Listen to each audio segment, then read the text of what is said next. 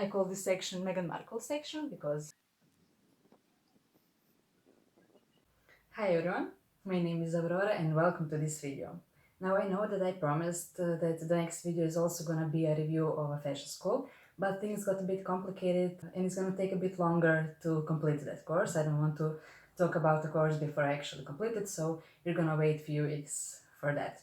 The reason why it got complicated is that I enrolled at fashion school, Italian fashion school, in the middle of their national collective vacation, or Ferragosto as they call it, so I couldn't get in touch with my lecturers on time. I finally got in touch with them a few weeks ago, and I expect to receive my certificate in a week or two, so you can expect that video review a week or two after that. Anyway, let's jump into this video. That wasn't planned at all. It is as candid as it can be. I am not wearing any makeup, I'm wearing my glittery cat ears, and I'm also wearing a shirt that is literally 8 years old, so don't mind me.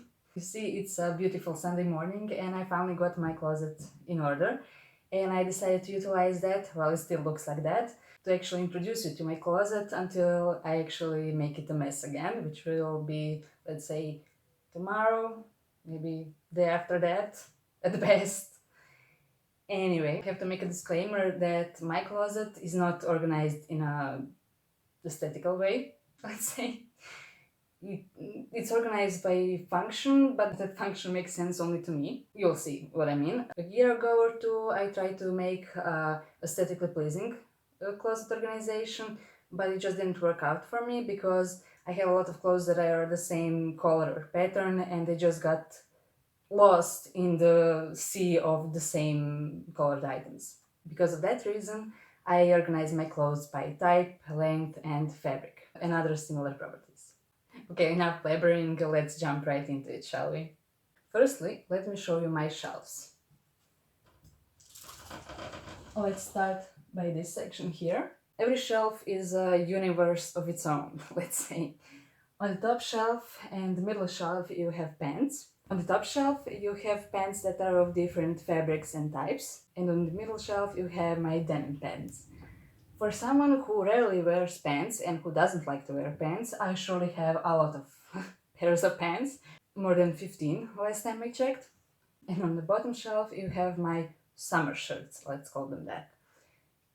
I hate calling items summer or winter clothes or spring or autumn because I don't think that utilizes the clothes in the way they should be utilized. I believe that you should wear something according to the weather outside, not by the calendar date. If it's November and it's 20 degrees Celsius outside, you should wear something short-sleeved no matter that it's November. And vice versa, if it's, let's say, June and it's 5 degrees Celsius, you should wear something long-sleeved because it's cold, right? Revolutionary, I know. Anyway, those summer shirts are organized in 4 different categories. First of which are t-shirts, both looser and slim-fitting ones. Then you have mock necks, crop tops, and camis. And behind you have all the bodysuits, mostly short-sleeved ones or sleeveless. And the last category is, as I like to call it, funky pile of clothes, because they don't belong in any other category.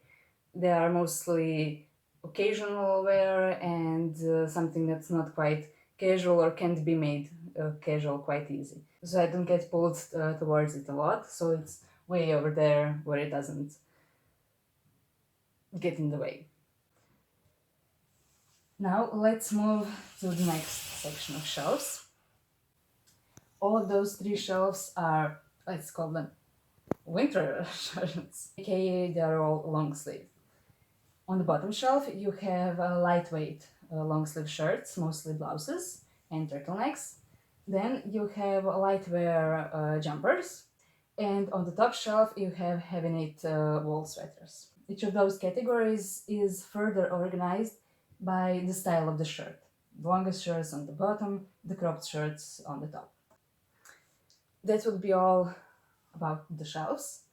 Here are my drawers with socks, underwear and loungewear, but I don't feel comfortable sharing that with you, so sorry for that. Anyway, let's move to the hanger section of my closet, which is, I'd say, the biggest section.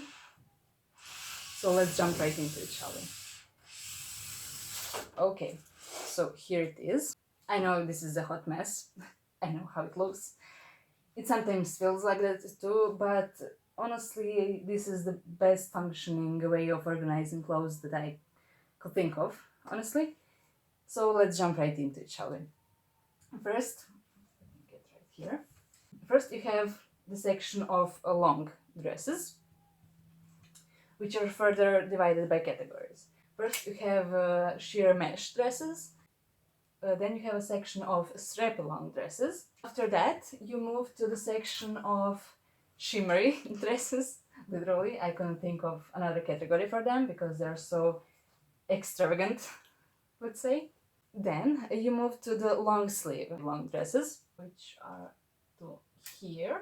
Most of them are loose. Then they are followed by long knit dresses. Then after that you have short sleeve dresses. After that you have a long sleeve dresses made of chiffon that are short. After that you have those two cold shoulder denim dresses that my mother gave me and I mostly never wear them. Oops.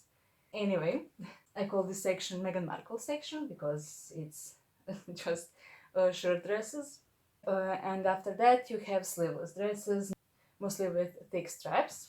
Then you have a jumpsuit, my trusty overalls, and that would be all about the dresses. The next section are all shirts, button-down shirts, most of which are second-hand and vintage. So it was very difficult to find something common about them that I could organize them by. So I just gave up and organized it by color, kind of, I guess. I know that you wouldn't agree with me, but this is color-coded, okay? Anyway,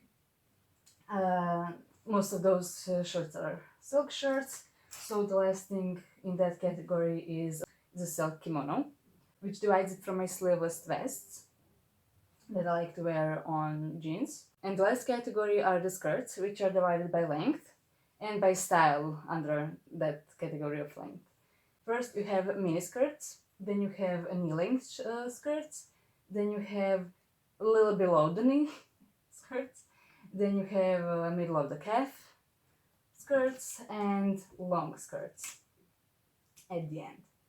Also, tucked away at the end of my rack section of the closet is my trusty hanger with all of my belts. Now this is a lot of belts, and fun fact is that most of those belts weren't purchased separately. Most of them came in a pack with the dress or skirt or pants. Anyway, that would be all for today's video. I hope you liked it. I hope it gave you some ideas on how to organize your closet, or maybe it gave you comfort in knowing that your closet is less messy than mine is. Tell me in the comments down below which one is it.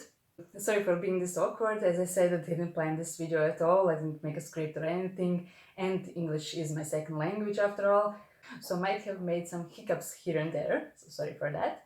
Anyway, if you would like to see more details about my closet, or if you'd like to see a tour of my outerwear closet with jackets, coats and scarves, I'd be happy to show you. And also I plan to show you my collection of bags and shoes in the near future, so stay tuned for that.